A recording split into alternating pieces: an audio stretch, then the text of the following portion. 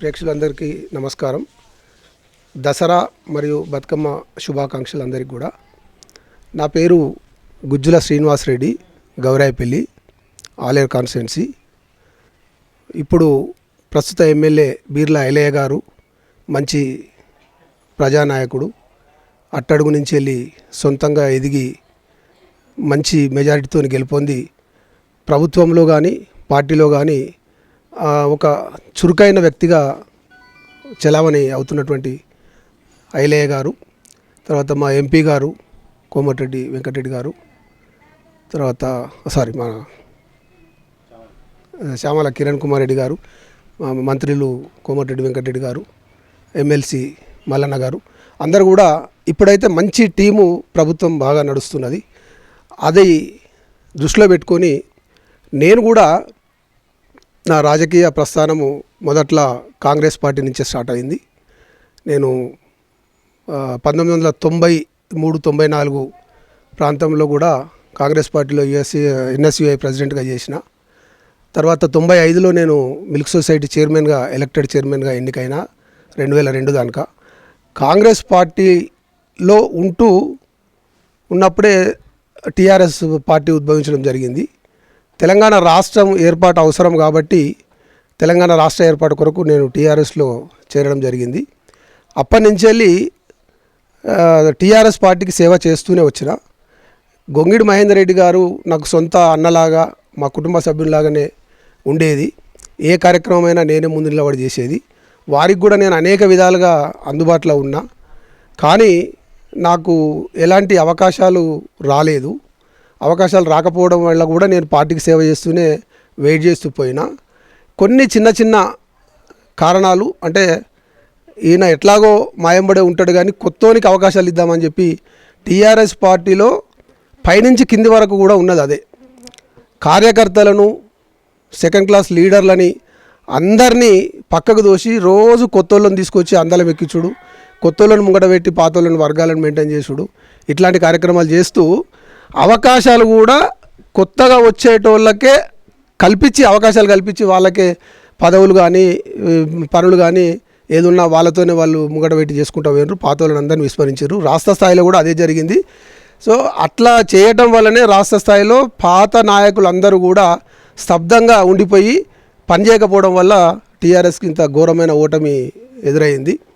అది వీళ్ళు గమనించట్లేదు. ఇప్పటికి కూడా దాన్ని రెక్టిఫై చేయకుండా ఏదో ప్రజలే మోసపోయినరు, కాంగ్రెస్ వల్ల చెప్పుడు మాటలతో మోసపోయినరు, వాళ్ళు అమలు కానీ హామీలు ఇచ్చిండ్రు, వాళ్ళు ప్రభుత్వము చేయలేకపోతుంది అనేటువంటిది వాళ్ళు చెప్తున్నారు. కానీ వాళ్ళు ఫెయిల్ అయినరు అనేటువంటి మాటను వాళ్ళు ఇంకా ఇంతవరకు కూడా అంగీకరిస్తలేరు, యాక్సెప్ట్ చేస్తలేరు. అది చేయనన్ని రోజులు వాళ్ళకు తిరిగి మళ్ళీ పుట్టగతులు ఉండవు. కాంగ్రెస్ పార్టీ హామీలు ఇచ్చింది, నెరవేరుస్తుంది. సరే, ప్రభుత్వం ఎవరు ఏం చేసినా, ఏ పార్టీ అయినా, ఏ నాయకుడైనా ప్రభుత్వం దగ్గర ఉండేటువంటి క్యాపిటల్తోనే, ప్రభుత్వ యాన్యువల్ ఇన్కమ్తోనే పనిచేయాల్సి ఉంటుంది. సంక్షేమ పథకాలను అమలు చేసినన్ని రోజులు అభివృద్ధి కుంటుబడింది.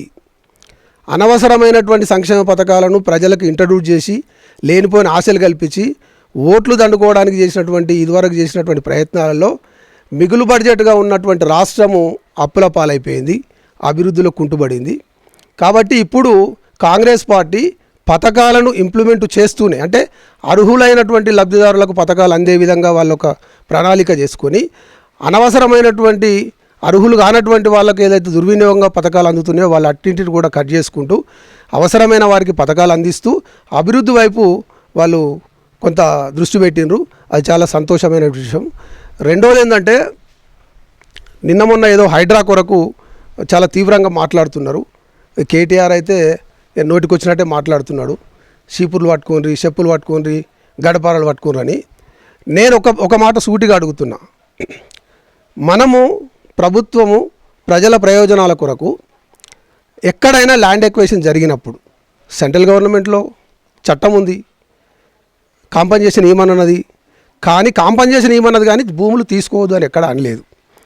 మనము ప్రాజెక్టులో ల్యాండ్ అక్వైర్ చేసినాం, రోడ్లకు ల్యాండ్ అక్వైర్ చేసినాం. ఈ ల్యాండ్ అక్వైర్ చేసినప్పుడు మనము కూడా ప్రభుత్వ విలువకు 3 ఇంతలో 4 ఇంతలో కట్టించినాం. అయినా కూడా అది మహా అయితే 12 నుంచి 15 లక్షలు మల్లన్న సాగర్ కానీ కొండపోచమ్మ సాగర్ కానీ 15 లక్షలు ఇచ్చిండ్రు, ₹1,00,00,000 ఎకరం ఉన్న కాడ. ఇవాళ కూడా ప్రభుత్వము మూసీకే కానివ్వండి, మీరు పట్టా భూములను అక్వైరీ చేసి గుంజుకున్నప్పుడు నామమాత్రం రుసుమిచ్చిండ్రు. కానీ ఇవాళ కాంగ్రెస్ ప్రభుత్వం చేస్తున్నది ఏంటంటే ఎక్కడ పట్టా భూములు గుంజుకోవట్లేదు, చెరువు చిక్కాలు, ఎఫ్టీఎల్లు, లేకపోతే బఫర్ జోన్లు, అన్యాకృతమైనటువంటి ప్రభుత్వ భూములను మాత్రమే స్వాధీనం చేసుకుంటున్నారు. దీంట్లో కాంపన్సేషన్ ఇవ్వాల్సిన అవసరం కూడా లేదు. కానీ పేదలు కొనుక్కొని నష్టపోయినారు కాబట్టి, వాళ్ళకి తెలియక మోసపోయినారు కాబట్టి, మోసం చేసిన వాడు బయటపడ్డాడు కాబట్టి వాళ్లకు ప్రత్యామ్నాయంగా బఫర్లో ఉన్న వాళ్ళకు కాంపన్సేషన్ కూడా ఇస్తూ ఉంటున్నారు. పూర్తిగా ఎఫ్టీఎల్లో ఉన్న వాళ్ళందరికీ కూడా డబుల్ బెడ్రూమ్ ఇండ్లు ఇస్తున్న ప్రజలందరికీ న్యాయమే చేస్తున్నారు. కానీ ఇక గొంతమ్మల కోరికలు కోరుకుంటా ఇప్పటిదాకా వీళ్ళతో సాధ్యం కాలేదు, చేయలేకపోయినరు. చేసే వాళ్ళని చూస్తే వీళ్ళకు ఓరుస్తలేరు. కేసీఆర్ ఎప్పుడైనా చాలా ముందు చూపుతో ఆలోచన చేస్తాడు. 2 టర్ములు నేను ప్రభుత్వాన్ని నడిపినా, 3వ టర్మ్ ఎట్లయినా వ్యతిరేకత వచ్చింది, ఓడిపోతున్నా కాబట్టి 3వ టర్మ్ గెలిచేటోళ్ళు ఫెయిల్ కావాలి అని అంటే ఖజానా మొత్తం ఖాళీ చేయాలి, మొత్తం అప్పుల కుప్ప చేసిపోతే మళ్ళీ వచ్చేటోడు వాటికే సరిపోతాడు కాబట్టి అభివృద్ధి చేయడు కాబట్టి 4వసారి మళ్ళీ అలానే ప్రపోజ్ చేస్తారు ప్రజలు. ఆ విధంగా ఆయన ఆలోచన చేసి మొత్తం నాశనం చేసిపోయిండు. ఇప్పటికైనా కాంగ్రెస్ ప్రభుత్వాన్ని అందరం బలపడదాం. వాళ్ళు మంచి నిర్ణయాలు తీసుకుంటున్నారు, మంచి సీనియర్లు ఉన్నారు, లీడర్లు అందరూ కూడా వాళ్ళు చాలా బాగా చేస్తున్నారు. కాబట్టి మనం కాంగ్రెస్ ప్రభుత్వాన్ని బలపరచాలనే ఉద్దేశంతో నేను కూడా కాంగ్రెస్ పార్టీలో చేరిన. నాకు ఐలయ్య గారు కూడా చాలా మంచి మిత్రుడు, మొదటి నుంచి కూడా నాకు మంచి చేదోడు వాదోడుగా ఉండేవాడు. నేను ఎన్నికల కంటే ముందు కూడా నేను చెప్పిన, మహేందర్ రెడ్డి గారు ఎన్నికల ప్రచారానికి ఒక టీమును పంపించిండు. ముందు లీడర్లను కోఆర్డినేట్ చేసి సమస్యలు ఏమున్నాయో మరి ఓట్లకు మన ప్రచారాలకు పోవాలని చెప్పి ఒక టీమును పంపిస్తే నేను చెప్పిన, ప్రధాన సమస్యలు మాకు కాలపల్లి నుంచి వెళ్ళి వాగు ఉంటుంది, వాగు నుంచి మాకు ఒక కాలువ ఉంటుంది మా చెరువులకు, మా చెరువు నుంచి వెళ్ళి కిందికి ఒక 10 ఊర్లు వారేటట్టుగా లింకు గొలుసుకట్టు చెరువు అనమాట మాది. వెనకడ పెద్ద మనుషులు కాలపల్లి వాగు నుంచి కాలువ దవ్వుకొచ్చిండ్రు ఉన్నది. దానికి చెక్ డ్యామ్ ఉన్నది, ఆ చెక్ డ్యామ్ను కొంచెం లేపి అక్కడ గేట్ వాళ్ళు పెట్టితే మాకు నీళ్ళు వస్తాయమ్మా, 10 ఊర్లు బతుకుతాయని నేను పదే విజ్ఞప్తి చేసినా కూడా వాళ్ళు ఏం పట్టించుకోలే. చివరికి నాకు చెప్పిన మాట ఏంటంటే, ఇరిగేషన్ వాళ్ళు పర్మిషన్ ఇస్తలేరండి మీకు సైడ్కు కాలువ తీసుకుపోవడానికి అని మాట్లాడినారు. అదేంది ఇరిగేషన్ పర్మిషన్ ఇవ్వకపోవడం ఏంది? నేను ఎన్నికల కంటే ముందే వీళ్ళు చేస్తలేరు, నేను ఐలయ్య గారి దగ్గర ప్రతిపాదన పెట్టిన. అన్న సరే, మీరు మొదటి నుంచి అయితే కష్టపడుతున్నారు, కింది స్థాయి నుంచి వస్తున్నారు, మీరు గెలుస్తారు, 100% ఈ ప్రభుత్వం మీద వ్యతిరేకత వచ్చింది, ఈ ప్రభుత్వం ఓడిపోతుంది, మీరు గెలుస్తున్నారు. మా ప్రధానమైనటువంటి అంశాలు మాత్రం ఒకటి, వాగు నుంచి మాకు కాలువ చేయాలి, మాకు మల్లాపురం నుంచి గౌరాయపల్లికి ఒకటే బీటీ రోడ్ లేదు, మిగతా లింక్ రోడ్లు అన్నీ ఉన్నాయి, అదొకటి రోడ్ ఒకటి శాంక్షన్ చేయించాలన్నా. ఇక మిగతా చిన్న సంక్షేమ కార్యక్రమాలు అట్లాంటివి అయితే అవసరాన్ని బట్టి చెప్తా. కానీ ఈ 2 ప్రధాన అంశాలని చెప్పిన నేను చెప్తే కూడా ఆయన ఏమన్నాడంటే, ఎన్నికల కంటే ముందే పార్టీకి రమ్మన్నాడు, మీరు సీనియర్లు అన్న, మీరు చాలా అంటే నిబద్ధత పనిచేస్తారు, మీరు రావాలని చెప్పి తాను అన్నాడు. నేను కూడా పోదామని ప్రిపేర్ అయినా. అనుకున్న తర్వాత ఈ ఇన్ఫర్మేషను వాళ్ళకు సునీత మేడంకు పోయింది. ఆమె ఏమనుకుందంటే, ఒకనాడు సాయంత్రం 7 గంటలకు వచ్చింది, వచ్చి లేదు శ్రీను మీరు మాకే సపోర్ట్ చేయాలి ఈసారి అన్నాడు. నేను చేసినమ్మా, మీరు ఏ పనులు చేయలేదు, మమ్మల్ని అసలు పట్టించుకోలేదు, వ్యక్తిగా పట్టించుకోలేదు, పార్టీ నాయకునిగా పట్టించుకోలేదు, మా సమస్యలను పట్టించుకోలేదు, మాకు వద్దమ్మా ఇక మనం ఓడిపోతున్నాము, వద్దులే నేను మాటిస్తున్నా అని చెప్పి నేను ఆయనకు మాటిచ్చిన నిమిత్తం చెప్పలే.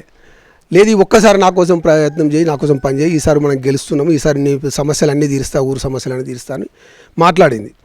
మాట్లాడినా నేను వినలే. ఒక 2.5 గంటలు కూర్చుంది, రాత్రి 7:15 దాకా కూర్చుంది. చివరికి నీ దయాన్ని దండం పెట్టి ఏడ్చుకుంటా కళ్ళలకు నీళ్ళు తీసుకున్నది. నేను అప్పుడు కరిగిపోయిన వాస్తవానికి. అంటే మేము 1993-94 నుంచి వెళ్ళి కూడా నేను వాళ్ళ వెంబడి ఉన్నా.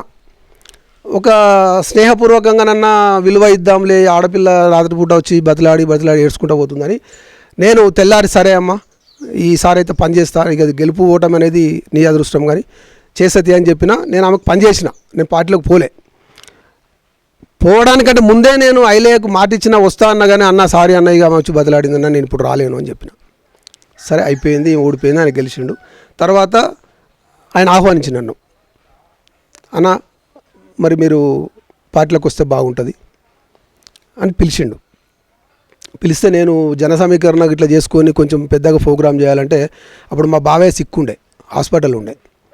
అన్న నేను ఇట్లా హాస్పిటల్లో తిరుగుతున్నానే అంటే, ఇక ఎంపీ ఎలక్షన్ తర్వాత వస్తే కూడా బాగుండదన్న, నువ్వు ముందే రా, నువ్వైతే ఫస్ట్ వచ్చి కడవా కప్పుకో, నీ జన సమీకరణ నీ ఊళ్ళో తర్వాత చేద్దాం తీ అని చెప్పి పిలిచి నేను పోయినా ఆయన సమక్షంలో జిల్లా పార్టీ అధ్యక్షుడు వచ్చిండు, బ్లాక్ కాంగ్రెస్ అధ్యక్షుడు వచ్చిండు. ఆ రోజు ఎంపీ ఎలక్షన్ ముంగట వాళ్ళ సమక్షంలో జిల్లా పార్టీ అధ్యక్షుడే శాల్వా కప్పిండు, పార్టీలకు ఆహ్వానించిండు.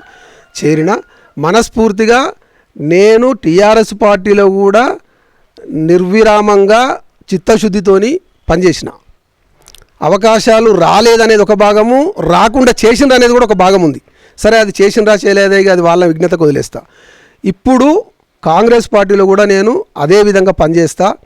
అవకాశాలు వచ్చినా ఉపయోగించుకుంటా, అవకాశాలు రాకపోయినా నా వంతు సహకారం నేను పార్టీకి ఎప్పుడైనా నేను నా చిత్తశుద్ధితో పనిచేస్తా. ఇది నేను ఉన్న నా stand. Okay sir, thank you sir. మీకు మీ ప్రభుత్వానికి ప్రజలందరికీ దసరా శుభాకాంక్షలు సార్. సార్ ఇప్పుడు కాంగ్రెస్ గవర్నమెంట్ ఏర్పడిన తర్వాత 6 గ్యారెంటీలు అమలు చేసింది సార్. ఆ 6 గ్యారెంటీలలో రైతు రుణమాఫీ కానీ, కరెంటు బిల్లు కానీ, గ్యాస్ కానీ కొంతమందికి అమలు కాలేదు. ఇక్కడ వాళ్ళు సమస్యలతో ఉన్నారు సార్. మీరు ఆ సమస్యలను ఎలా పరిష్కరించదలుచుకున్నారు సార్? నేను ఇప్పుడు ఇంటర్వ్యూలో కూడా చెప్పిన మీకు ఒక మాట, అంటే పనికి రానటువంటి పథకాలను ప్రజలకు ఇంట్రడ్యూస్ చేసి వాళ్ళని అలవాటు పరిచి అనవసరంగా వాళ్ళను వాటి మీద దృష్టి పెట్టేటట్టు చేసిండ్రు.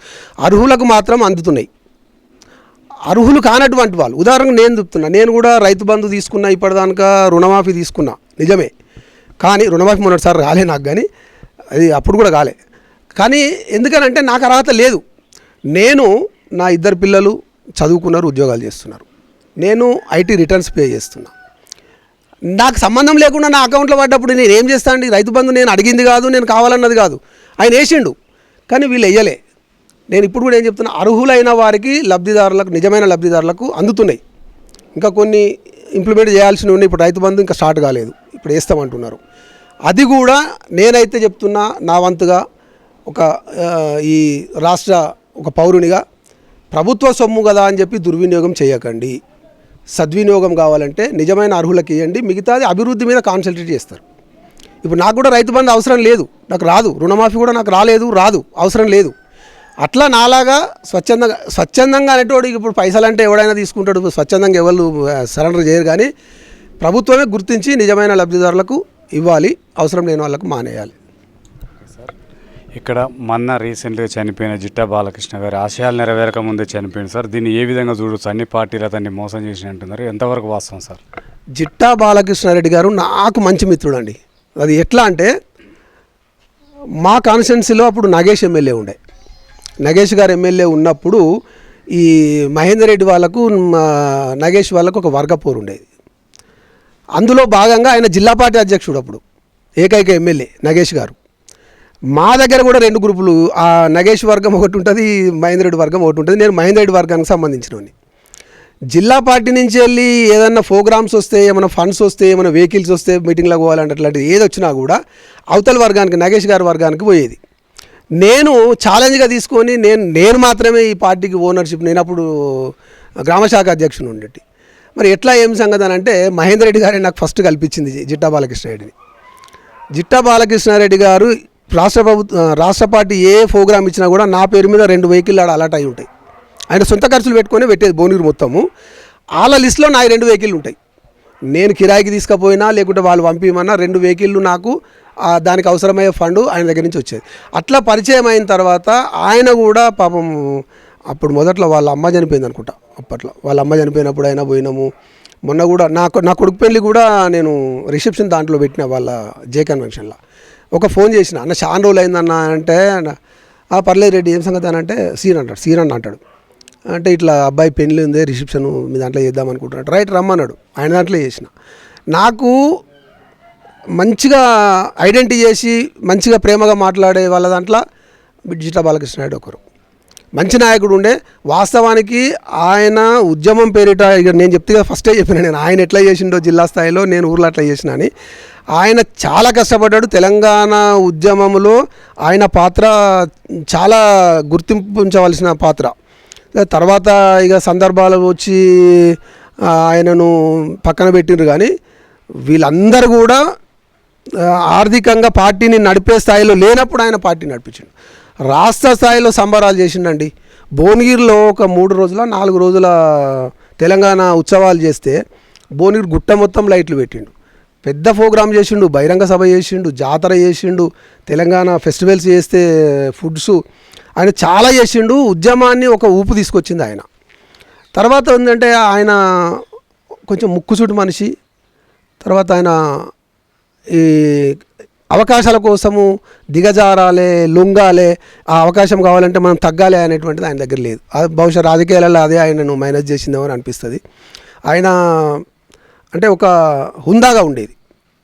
అవకాశాలు అనేది మనం తెచ్చుకుంటే వస్తాయి, మనం అవకాశాల కోసం పాకొద్దు అనేటువంటి విధంగా ఉండేది. నీట్గా మాట్లాడేది.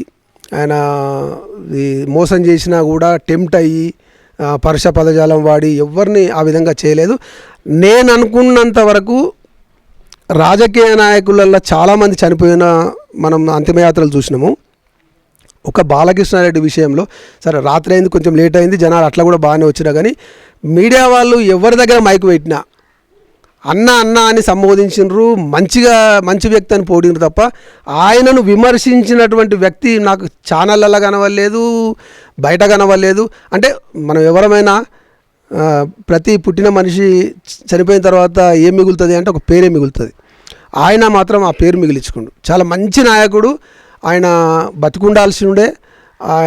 అప్పుడు 2014లో కనుక వీళ్ళు టికెట్ ఇచ్చి ఉంటారు, 2009లో కూటమిలో టికెట్ ఇచ్చినా కూడా ఆయన ఎమ్మెల్యే అయ్యేటోడు, మంత్రి అయ్యేటోడు. మా ప్రాంతానికి బాగా అప్పుడు ఎలిమినేటి మాధవరెడ్డి కంటే మంచి నాయకుడు ఉండే. వాస్తవానికి ఆయన మరణం వల్ల మేము మంచి ఫ్రెండ్షిప్ను పోగొట్టుకున్నాము, మంచి నాయకుడిని ఓడగొట్టుకున్నాం. ఈ ఏరియాకు కొంత ఆయన లేని లోటు అనేది తీరని నష్టమే. సరే సార్, ఇప్పుడు ఇక్కడ ఉన్న స్థానిక ఎమ్మెల్యే గారు బీర్లా ఎల్ఏ గారు మంత్రి పదవి ఆశిస్తున్నా తెలుస్తుంది సార్. మంత్రి పదవి అర్హుడా? అంటే నేను ఇంతకుముందు కూడా చెప్పిన, ఆయన అట్టడుగు నుంచి వెళ్ళి సొంతంగా ఆయన కాళ్ళ మీద ఆయన ఖర్చులతోనైనా ఆయన తెలివితోనైనా ఎన్నికలు నిర్వహించేంత టీమే లేదనుకున్నాం ఆయన దగ్గర. పార్టీ క్యాడర్ కూడా ఇప్పుడు భిక్షమే ఎమ్మెల్యేగా చేసిన ఆయన వెళ్ళిపోయిండు. వీళ్ళు 10 ఏళ్ళ నుంచి వెళ్ళి వీళ్ళు అధికారంలో ఉన్నారు. ఆ పార్టీలో ఉన్న వాళ్ళు అందరిని గుంజుకొచ్చుకొని వేసుకుని ఇదివరకే మళ్ళీ వచ్చిన వాళ్ళు 2-3 మళ్ళీ పోయాను అనుకోని, కానీ ఆయన దగ్గర అంత టీమే లేదని అనుకున్నాము. ఆయన గ్రౌండ్ వర్క్ కానీ పార్టీ యొక్క ఫేత్ కూడా ఉంది, పార్టీ వేవ్ కూడా ఉంది, గత ప్రభుత్వ వ్యతిరేకత కూడా ఉంది. ఈ ఐలయ్య గారు గెలిచినటువంటి మెజారిటీ ఎవరు ఊహించలేదండి. ఆయన కూడా ఊహించలే. అందరూ అనుకున్నది ఏంటంటే పోటాపోటీలో ఐలయ్యనే గెలుస్తాడు కానీ 10-15 వేల మెజారిటీ అనుకున్నాం. లాస్ట్ 20 వేలు అనుకున్నామండి. నేను కూడా గౌరాయపల్లిలో ఒక 300 లీడ్ చేయగలుగుతామని చెప్పిన ఆయన ఎన్నికల కంటే ముందు. పోలింగ్ అయ్యేటప్పుడు కూడా వాళ్ళ భార్య వచ్చింది సాయంత్రం, అన్న ఏంది పరిస్థితి అంటే చెప్పిన కదమ్మా 350 లీడ్ వస్తుందని చెప్పిన కదా అన్న. 700 లీడ్ వచ్చిందండి మా దగ్గర. అంటే ఎవ్వరి ఊహకు అందకుండా వాళ్ళ మీద వ్యతిరేకత, ఈయన మంచితనం, ఈ రెండు కూడా ఆయనకు పనికొచ్చినాయి. ఆయన గెలిచినటువంటి గెలుపు తర్వాత ఆయన ఏజ్ పరంగా కానీ ఆయన యువకుడు, ఆయనకు వర్గ పోర్లు లేవు, ఆయన నీట్గా ఉన్నాడు. ఆయనకు మంత్రి పదవి ఆశించే అర్హత ఉంది. కాకపోతే పార్టీ గుర్తిస్తుందా, ఇంకా నీకు అవకాశం ఉంది కదా తమ్మి, ఇప్పుడే వచ్చినావు కదా, ఇంకా భవిష్యత్తు ఉంది కదా అని చెప్పి ఆయనను పక్కన పెడతారా తెలియదు. కానీ నేను ఎట్లయితే చెప్పినో ఐలయ్య గారు కూడా అవకాశం వచ్చినా రాకున్నా పనిచేస్తాడు. ఆయన మంత్రి పదవి వచ్చినా అదే స్పీడ్లో పనిచేస్తాడు, మంత్రి పదవి రాకున్నా అదే స్పీడ్లో పనిచేస్తాడు. ఇవాళ ఆయన మార్కెట్ కమిటీ ప్రమాణోత్సవానికి పిలిచినాడే, అన్న మాకు కరువు ఉన్నది, ఇబ్బంది అవుతున్నది, ఎంతటింతో అంత వర్షాలు పడ్డాయి, మాకు వల్లేదు, మాకు వాగు నుంచి వదిలిపెట్టాలి చేయాలని చెప్పి వాళ్ళని రిక్వెస్ట్ చేసిండు, డిమాండ్ చేసిండు. 3 రోజులు నీళ్ళు ఇడిపించిండు. నీళ్ళు ఇప్పిస్తే గంధమల్ల ఏడైతే స్టార్ట్ అవుతుందో ఆ నుంచి వెళ్ళి వాగు ఎంత దూరం పోతుందో అంత దూరం కూడా ఎక్కడెక్కడ లింకు కాలువలు ఉన్నాయి చెర్లలకు, ఏం చేసేది ఉంది, ఎక్కడ అన్ని డ్యామేజ్ అయి ఉంటే కూడా అన్నింటిని సాఫ్ చేసి అన్ని లింకు చెల్లు నింపుకోమని చెప్తున్నాడు. చెప్తాం పాటు ఆయన ఏంటంటే ఇక ఇడిచినాం కదా అయిపోయింది అన్నట్లుంటాడు, ఫాలోఅప్ చేస్తున్నాడు. అది ఎంతవరకు ఫలితాన్ని ఇస్తుంది, ఏం జరుగుతుంది. ఆయనకు శక్తి ఉంది, యువకుడు, ఆర్థికంగా కూడా భగవంతుడు ఆయనకు మంచి ఇది ఇచ్చిండు. ఆయన పార్టీ ఇవ్వాలి, లేకుంటే ప్రభుత్వమే ఫండ్స్ ఇవ్వాలి. కొన్ని చోట్ల బాలకృష్ణ గారు కూడా అట్లా చేసేది, ఆయన సొంత ఫండ్స్తో పనిచేసేది మూసీ ఎంబడి. ఈయన కూడా ఒకవేళ ప్రభుత్వం ఇస్తలేదు, ఈడ అర్జెంట్ ఉంది, ఈ పని కావాలి. మీకు ఉదాహరణ చెప్తాను నేను. ఇప్పుడు ఈ వాగు పోతుంది కదా సార్, ఈ రోడ్ డ్యామ్ మీద మొత్తం పొక్కలు పడ్డాయి. పొక్కలు అంటే నీకు కారు పోతే కింద తాకుతుంది, ఆ పరిస్థితి ఉండే ఆయన గెలిచినప్పుడు. అది ఆల్రెడీ బ్రిడ్జ్కి ప్రపోజల్ పెట్టినరు, బ్రిడ్జ్ కూడా శాంక్షన్ అయింది. కానీ బ్రిడ్జ్ కట్టేదానికి మరి ఈ పొక్కలాలు ఎట్లా పోతారు? రోజు కొన్ని వేల వెహికల్ పోతుంటే ఆయన సొంత పైసలతోని కాంక్రీటు ఉంటుంది కదా, సిమెంట్ది కలిపింది, రెడీ మిక్స్ అంటారు కదా, దాన్ని తీసుకొచ్చి గుంతలు నింపేసిపోయాడు. అంటే కొన్ని చోట్ల ఆయన ప్రభుత్వంతో ఒక నిమిత్తం లేకుండా కూడా ప్రాబ్లమ్స్ను సాల్వ్ చేసే విధంగా ఆయన ప్రయత్నాలు చేస్తున్నాడు. ఆయనకు మంత్రి పదవి ఇస్తే మంచిదే, మన ఏరియా కాబట్టి మనకు కూడా మంచిదే. ఇవ్వకపోయినా కూడా ఆయన అదే స్పీడ్లో పనిచేస్తాడు. సార్ చివరి సార్ లాస్ట్, ఇప్పుడు ఎన్నికలు వస్తున్నాయి సార్, సర్పంచ్ ఎన్నికలు వస్తున్నాయి. ఇప్పుడు ఎన్నికలకు పోవాలంటే మద్యం మనీ ఈ రెండు లేకుంటే ఎన్నికలు జరగవు సార్. వీటి నిర్మూలన కోసం ప్రజలలో ఓటర్లలో ఎలాంటి చైతన్యం తీసుకొస్తున్నారు సార్? ఇప్పుడు మద్యం అనేటువంటిది చాలా విచ్చలవిడిగా తయారైంది.